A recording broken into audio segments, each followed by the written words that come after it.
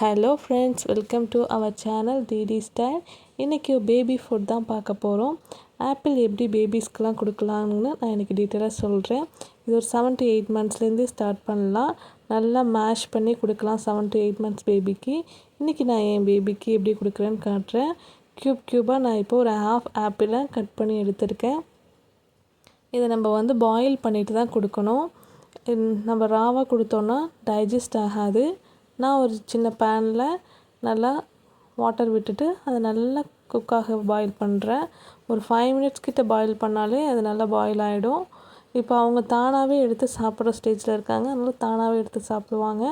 நீங்கள் 6 months 7 months பேபிக்கு கொடுக்குறீங்கன்னா நல்லா மேஷ் பண்ணி ஸ்பூனில் ஊட்டி விடலாம். எப்படி என் பேபி சாப்பிட்றாங்கங்கிறத நீங்களே பாருங்கள்.